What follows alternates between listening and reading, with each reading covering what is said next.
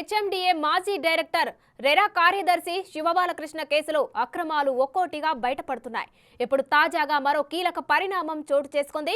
Flat కొనుగోలుకు సంబంధించి శివబాలకృష్ణ భారీగా చెల్లించిన డబ్బులను ఏసీబీ అధికారులు సీజ్ చేశారు. శ్రీకృష్ణ కన్స్ట్రక్షన్ సంస్థలో ఫ్లాట్ ని కొనుగోలు చేసేందుకు బాలకృష్ణ 2,70,00,000 రూపాయలను చెల్లించినట్టు తెలుస్తోంది.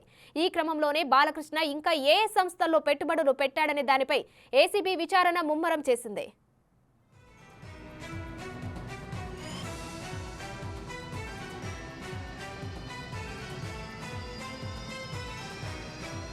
ఈ వ్యవహారంలో నోట్ల కట్టల మాదిరిగా బినామీల పేర్లు బయటపడుతున్నాయి. శివబాలకృష్ణ బినామీల పేర్లతో భారీగా ఆస్తుల కొనుగోలు చేసినట్టు అనుమానిస్తున్నారు. ఇప్పటికే బాలకృష్ణకు బినామీలుగా గుర్తించిన వారిని ఏసీబీ ప్రధాన కార్యాలయానికి పిలిచి అధికారులు విచారిస్తున్నారు. అలానే Shiva Balakrishna fake IT returns file చేసినట్టు కూడా ఏసీబీ గుర్తించింది. శివబాలకృష్ణ భార్య రఘుదేవి పేరుతో దేవి శారీ సెంటర్, మరదలు అరుణ పేరు మీద సౌందర్య బొటిక్, సౌందర్య రెడీమేడ్ డ్రెస్సెస్ పేరుతో నకిలీ సంస్థలు ఏర్పాటు చేసినట్టు తేల్చారు.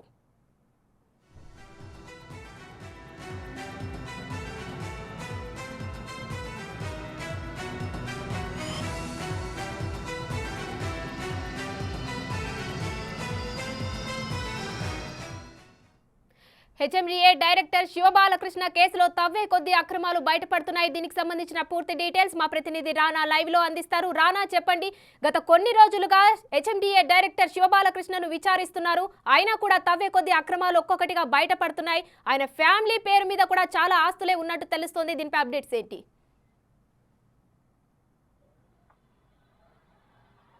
దాదాపు 3 రోజుల నుంచి కూడా చూస్తున్నాం. రోజుకు ఒక కొత్త మలుపు తిరుగుతున్నటువంటి ఆ నేపథ్యం అయితే కనపడుతుంది. దాంతో పాటు ఇప్పుడు నిన్న ఒక ఫ్లాట్ వివాదంలో కూడా దాదాపు 2,70,00,000 వరకు కూడా ఇచ్చినటువంటి నేపథ్యం అయితే కనపడుతుంది.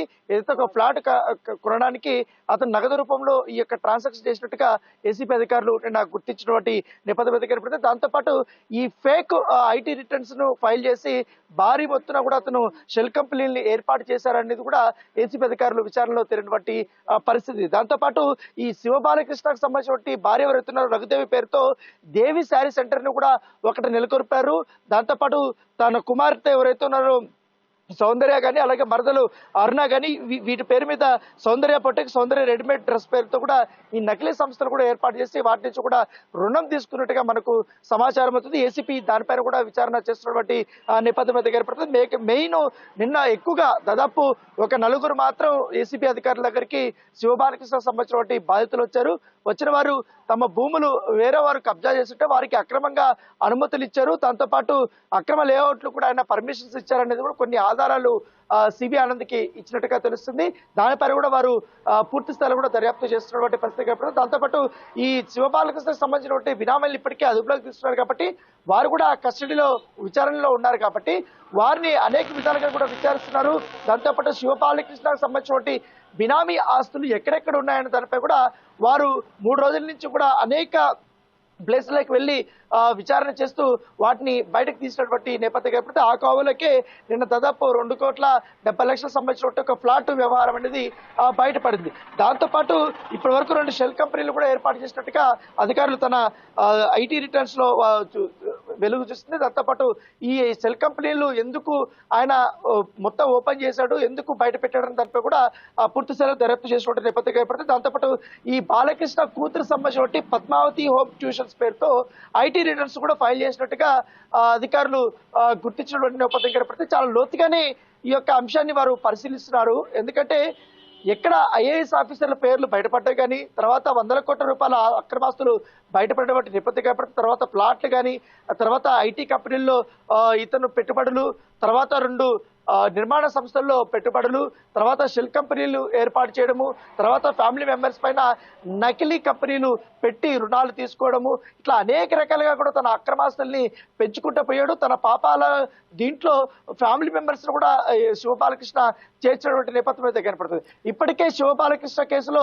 నవీన్ మిట్టల్ పైన ఆరోపణలు వస్తున్నాయి, అలాగే అరవింద్ కుమార్ పైన కూడా ఆరోపణలు వస్తున్నాయి. కాబట్టి ఇప్పుడే ఏసీపీ అధికారులు వారికి కూడా నోటీసులు ఇచ్చి విచారించాలనే ఉద్దేశంతో కూడా ఉన్నట్టుగా మనకు సమాచారం అవుతుంది. దాంతో పాటు తమ భూములపై బాలకృష్ణ అక్రమంగా అనుమతులు చేశారంటూ కూడా జారీ చేశారంటూ కూడా నిన్న కొంతమంది సిబిఐ ఆనంద్ కలిసినటువంటి నేపథ్యం అయితే కనపడుతుంది. సో ఏదన్నా కానీ ఫేక్ ఐటీ రిటర్న్స్ దీనిపై కూడా ఐటీ అధికారులు చాలా సీరియస్ గానే ఉన్నట్టుగా మనకు సమాచారం ఉంది. ఇక కేవలం ఈ యొక్క కంపెనీల నుంచి కూడా ఫేక్ ఐటీ రిటర్న్స్ ఫైల్ చేశారా, లేకపోతే వీరి కుటుంబ సభ్యుల్లో వీరిపైన ఉన్నటువంటి ఇంకా ఆస్తులు ఎన్ని ఉన్నాయి, వీరి పైన ఉన్నటువంటి కంపెనీలు ఇంకా ఏమన్నా ఉన్నారా, బొటికీలతో పాటు ఇప్పుడు బయటపడ్డాయి. కాబట్టి ఇతర ఇంకా వీటిలో ఏమన్నా పెట్టుబడులు పెట్టారా, అవి నిజంగా వీరు ఎంతవరకు డబ్బులు పెట్టారు, వీరికి డబ్బులు పెట్టడానికి ఎంత మొత్తంలో శివబాలకృష్ణ వారికి నిధులు ఇచ్చారన్న దానిపై కూడా పూర్తి స్థాయిలో కుపిలావుతున్నటువంటి నేపథ్యం అయితే కనపడుతుంది. దాంతోపాటు నవీన్ కుమార్ అనేది చాలా కీలకంగా ఉన్నాడు ఈ కేసులో. శివబాలకృష్ణకు సోదరుడైనటువంటి నవీన్ కుమార్ ఇప్పటికే అక్రమాస్తులు కేసులో ఆయన కూడా అరెస్ట్ అయ్యాడు. కాబట్టి శివబాలకృష్ణ చేసినటువంటి ప్రతి వ్యవహారంలో కూడా నవీన్ కుమార్ చాలా కీలకంగా పనిచేశాడు. సో అతన్ని విచారించినప్పుడే ఈ యొక్క అంశాలన్నీ వెలుగులోకి వస్తున్నాయి. ఈ అంశాలన్నీ వెలుగులోకి వచ్చినప్పుడు అతని చెప్పిన వివరాలు తెలుసుకుని వెంటనే ఆయా ప్లేసులకు వెళ్లి వారు విచారణ చేపడుతున్నారు. అక్కడ డాక్యుమెంట్స్ అంతా కూడా ఇప్పుడే తీసుకున్నారు. కాబట్టి దాని తగ్గట్టుగా ఇప్పటి వరకు ఆస్తుల విలువ ఇంకా పెరుగుతుందనేసి కూడా అధికారులు భావిస్తున్నట్టు నేపథ్యం కనపడుతుంది. Right, thank you Rana.